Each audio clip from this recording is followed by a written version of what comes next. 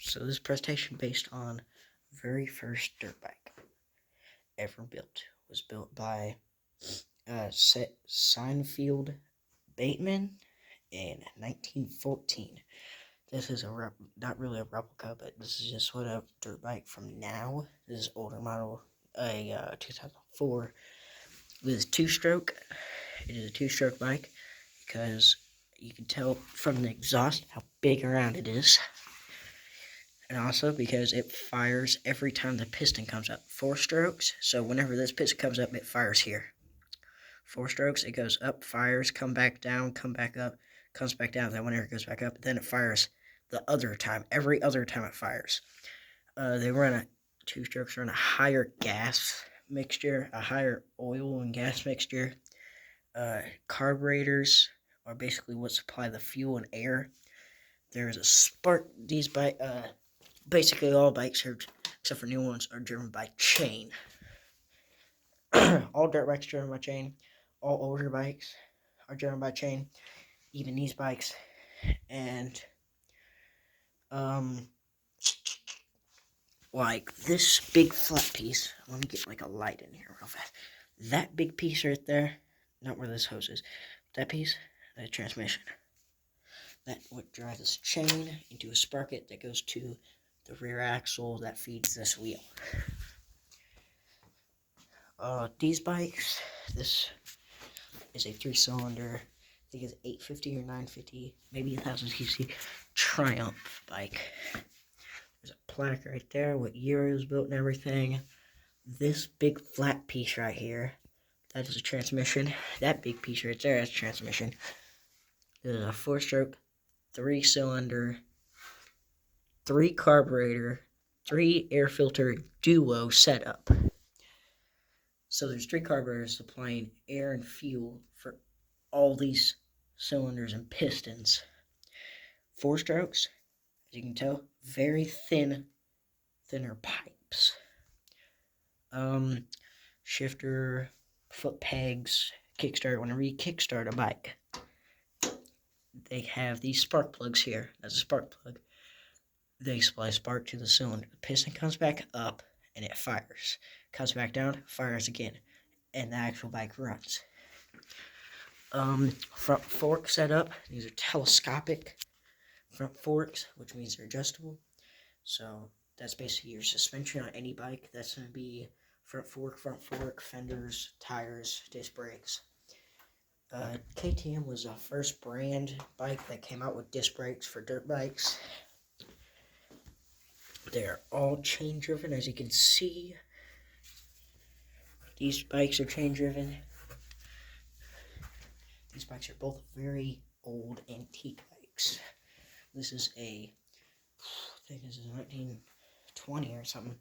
Harley Davidson Sportster 750 or something that my grandpa's building. Most bikes run their throttle cables outside and stuff. Their throttle cables are all their brake cables and everything run outside. These run inside the tubes of the handlebars. This isn't fully built yet, but the first bike that was made in 1914, there was actually something somewhat sort of that is here. This bike right here is the BSA Firebird 650 Scrambler. This is a Scrambler bike. It's got a 2-cylinder engine, 650 cc's, 2 carburetor setup with dual air filters on each one. Same thing, kickstart it, spark, inside there, air, fuel on each side. Piston comes up, fires, comes back down. This is a dual pipe version, which is pretty sick how it's set up like that. Chain driven. Now this bike is a newer 2008 Honda 1300cc road bike. It is a V-twin slightly off balance, as you can tell. It's got slightly off balance there, which will be like that, so each piston fires at a different rating. Spark, kickstart, spark, or is this electric and kickstart? Nope, just electric. So whenever you press this button up here, be that button, you turn the key, and something called a starter, which would be right there, starts gears in here that turn the crankshaft in there that turn over the pistons. There, spark plugs ignite whenever that turns from the crankshaft. And these are shaft driven. Most bikes nowadays are shaft driven except for dirt bikes and street bikes. Gears lead into the hub. The hub's driven by a shaft. Leads into the transmission here.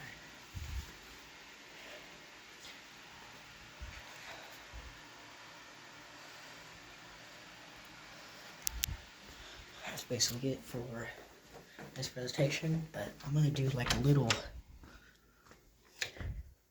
presentation of my bike. So, I've been working on this bike for quite a while now.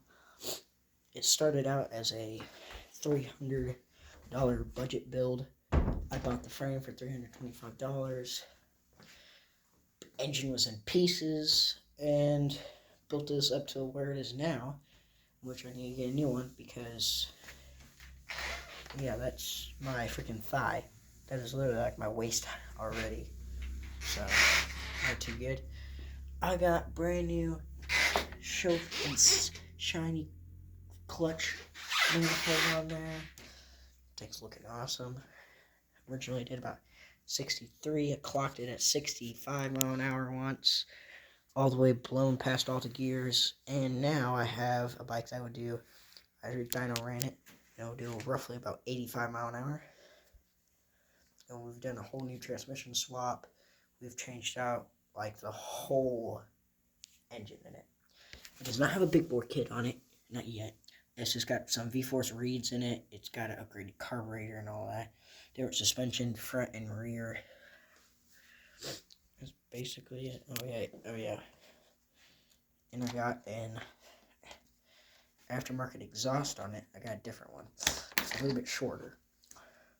And I have a different air filter in there, which gives it roughly about 10 more horsepower. And the reeds give it another 10. So it started out as a little bike that had 16 horsepower, and now it's got roughly about 45. And that's going to be it for my presentation. Bye.